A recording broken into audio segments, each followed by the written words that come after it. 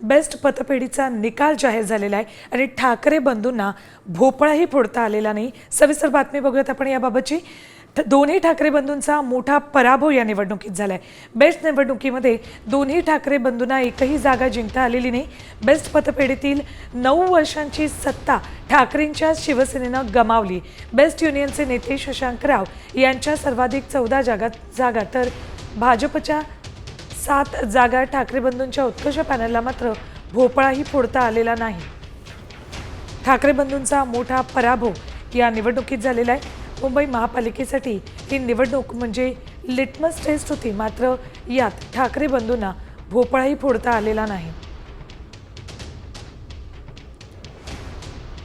शशांक राव पॅनलनं सर्वाधिक 14 जागा जिंकल्या तर 7 जागा या भाजपनं जिंकल्या आहेत। थेट जाऊयात आमचे प्रतिनिधी गिरीश कांबळे यांच्याकडे। गिरीश, ठाकरे बंधूंना या निवडणुकीमध्ये भोपळाही फोडता आलेला नाही, 9 वर्षाची सत्ता गमावली।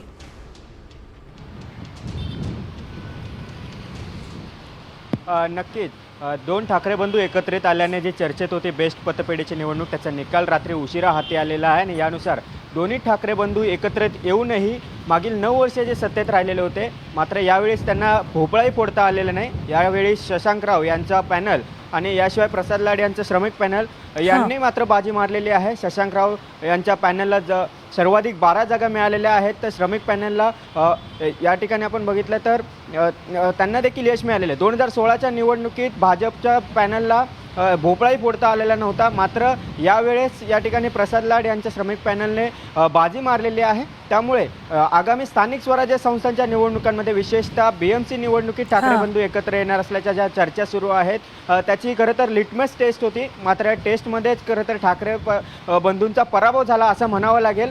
कारण 2016च्या निवडणुकीत जवळपास 16 जागा, सर्वाधिक 16 जागा या ठाकरेंच्या कामगार सेनेने जिंकलेल्या होत्या, मात्र यावेळेस त्यांना भोपळाही फोडता आलेला नाहीये।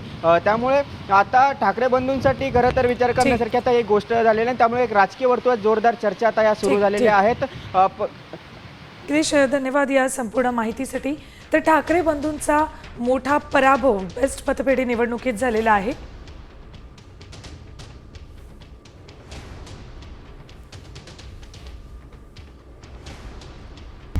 आता isakal.com आहे देशातील नंबर 1 ची मराठी न्यूज वेबसाईट।